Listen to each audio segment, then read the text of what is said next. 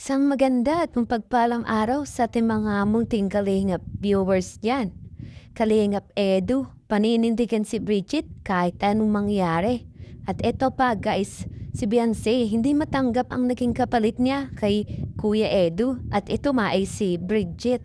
So yan nga guys, bago yan, wag po natin kakalimutan mag-like at mag-subscribe dito sa ating YouTube channel at patuloy pa rin natin suportahan ang ating mga mahal na supporters at reactors. So yun guys, dumako na tayo dito sa ating topic.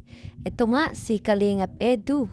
Nagsabi na paninindigan nitong si Bridget sa kanilang pagiging love team ano man ang kahinatnan ng kanilang pagsasama sa love team na to.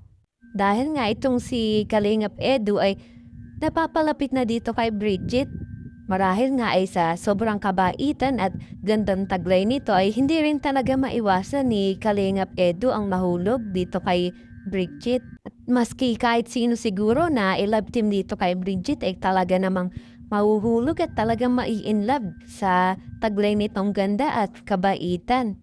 Isa pa din dyan ay marami na rin nakakapansin na nagkakamabutihan na talaga itong dalawang ito, lalo na ang kanilang mga kasama sa araw-araw ba naman na magkasama sila sa tuwing may lakad ang mga Team Kalingap.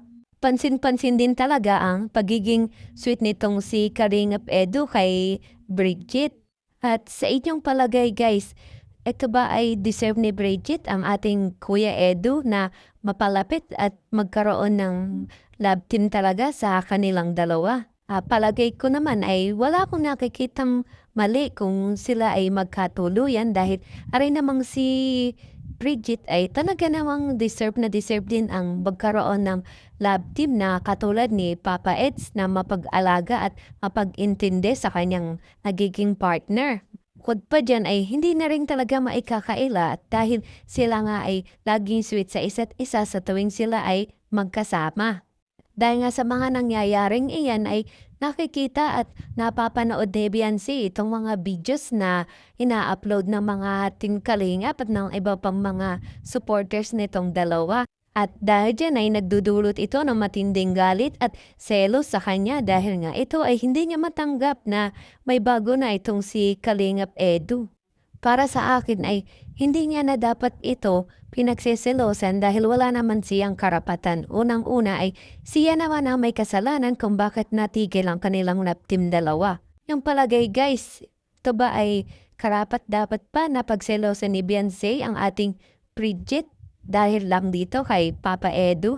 Dahil marami din nakakapansin na iwas talaga itong si Beyonce sa tuwing pag-uusapan ng tungkol dito sa dalawang ito. Na kung tutuusin guys, diba ay dapat ay wala na lang sa kanya ito dahil nga ay simula nung siya ay mapanira dito kay Kuya Edu ay nawala na rin talaga ang tiwala ni Papa Ed sa kanya. Kaya kung inyong papansinin ay malayo-malayo talaga ang pagkakaiba nitong si Beyonce at si Bridget dahil marami din nakakapansin niyan. Dahil marahil ay marami na din nakakapansin at siguro ay ito ay naging karma na niya nung mga panahon na siniraan niya itong si Papa Edu sa lahat ng mga tao na sumusuporta sa kanilang dalawa. Sa isang tabi niyan ay may magagalit man o nagseselos sa pagiging love team nitong dalawa ni Bridget at ni Papa Edu ay hindi na lang nila ito pinagtutuunan ng pansin dahil nga ay sila'y masaya na lang sa kung ano man ang nangyayari sa buhay nila ngayon at mga natatamasa nilang blessing sa kanilang mga supporters. Kaya baliwala na lang kung magalit or magsalita ng kung ano man tungkol sa kanila itong kabilang panik dahil nga ay hindi na lang nila ito pinagtutuunan pa ng mga pansin at dahil nga ay masaya na rin sila sa lahat ng achievements sa love team din ng dalawa ni Bridget. Kaya nakakatuwa rin talagang isipin ng sabihin nito ni Papa Eds na paninindigan niya itong si Bridget ay talaga namang nakakatuwa at nakakapuhaw ng puso ng marami dahil nga ganito na lang ang paninindigan nito ni Papa Ed sa kanilang dalawa ni Bridget. Yeah guys, sa inyong palagay, sa tingin nyo ba itong love team nitong si Bridget at ni Papa Eds ay maging successful balang araw? Sa aking palagay ay sana lang ay maging successful talaga sila dahil marami ang nagiging supporters nitong dalawang ito ngayon. At bilang mga taga-supporters ay patuloy pa rin nating suportahan ang pagiging love team nitong si Bridget at ni Kuya Eds, lalong-lalo na sa journey nila ngayon sa pagiging vlogger.